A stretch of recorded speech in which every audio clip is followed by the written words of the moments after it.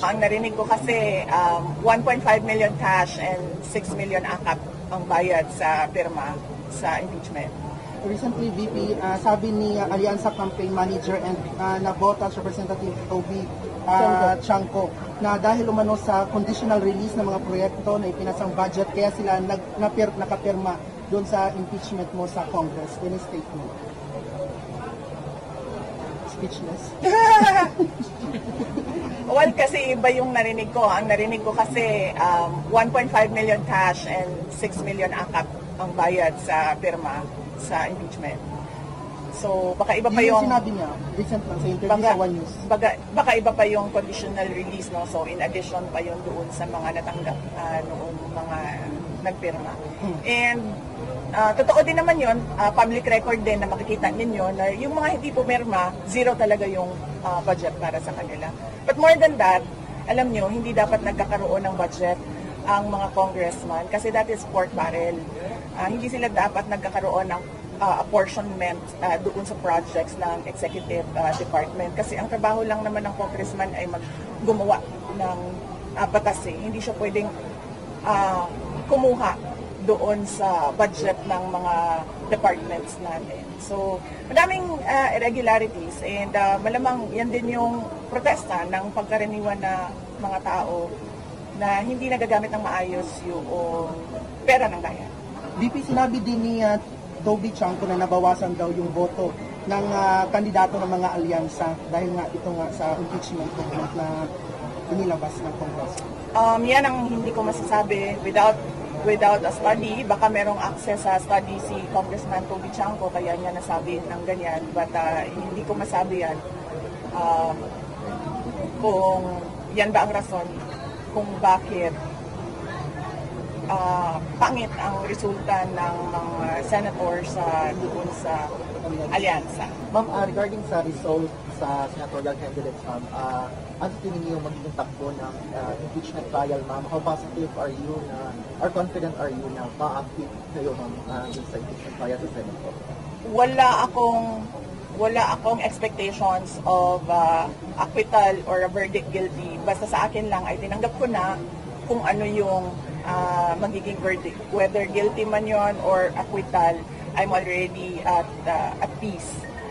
At hindi ko alam kung paano boboto ang mga senators. If at all there will be a trial, I think it is wrong to start counting votes now because they haven't seen evidence yet. They haven't seen what the prosecutors have. They haven't seen what our defense is. So, parang mali siguro na magbilingan ng boto ng walang trial. Pero, ginagawa siya ng publiko. So, basta sa akin, tanggap ko kung anong mangyayari, anong magiging ending noong impeachment. Pero yung preparation po ng mga lawyers natin, kamusta po? Lawyers, okay naman sila. In full throttle na yung kanilang preparations for the impeachment and of course they would not want a trial as lawyers. Alam naman natin ang galawan ng mga abogado, no? Marami silang mga paraan sa batas as a legal recourse for their clients. But sinabihan ko na rin talaga sila, really, I truly want a trial because I want a bloodbath talaga. Yes. We talked yesterday. We talked for a long time, about 41 minutes, about the results of the elections, both local and national. And I updated him about what are the ways forward with regard to the impeachment and with regard to what we are doing with his ICC case. So he is updated very recently, yesterday. And why do I think that the Alianza senators did not perform well? It's because of the president. The people find him wanting of his promises. And the people expect more from the president, particularly with regard to his work for our country. So they should not blame anyone else, anything that has happened. It's just the president. When I updated him and started giving the updates on who is for him and who is likely not for President Duterte. I didn't have any reaction with the national results, but on the local results, he said tagam. In English, it's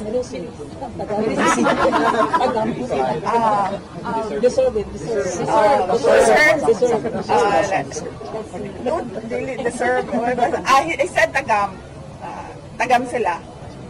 So, yes, we'll just find the translation. For local and yan. Yes, for local. When I gave him updates for local.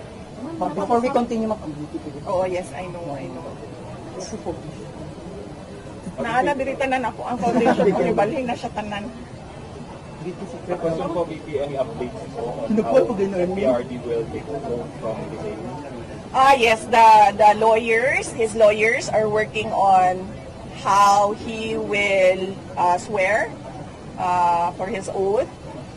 They are working on it and I don't think they have an answer right now. But I am sure they will give an update in the coming days, right before June 30, noon of June 30. Sinabihan ko si Congressman Pulong, sabi ko sa kanya, baka gusto mo lumaban ng speaker. Hindi man siya sumagot. Hindi siya sumagot. Iniisip din niya siguro yung chances niya na manalo. Anong chances kaya ni Congressman Pulong? Bakit siya yung napili mo? Well, sinabi ko sa kanya, kung hindi ka manalo ng ng speaker, then kunin mo yung minority. Diba? But wala pa siyang sagot. So I guess he's still thinking about it. Siguro, hindi ko alam. At sinabi lang niya sa akin kanina, huwag ka makapag-away kasi kagagaling mo lang sa simbahan, sa misa. So ang updates is from that campaign, June ang next namin na mga activities for Office of the Vice President. Ngayong end of May, pupunta kami sa Doha, Qatar. If you can remember, merong mga nakulong doon na mga supporters. Pero na-release naman na sila, pero bibisitahin pa rin namin just to comfort them sa mga nangyari sa kanila. And Thanksgiving as well sa OFWs sa Qatar. So meron kaming Qatar on May 27, and then meron kaming Thanksgiving yon sa Doha, May 27, and then May 31 merong program, may rally doon, ICC, send PRRD home, doon sa The Hague, sa harap ng detention center where they call it Duterte Street. So wala akong birthday celebration for this year. Lahat ito para sa ICC case. And yes, and then after that, meron pa kaming mga series of ICC send him home na mga rallies sa iba't ibang bansa. Inaayos lang namin yung mga permits from the local governments doon kung saan yung rally.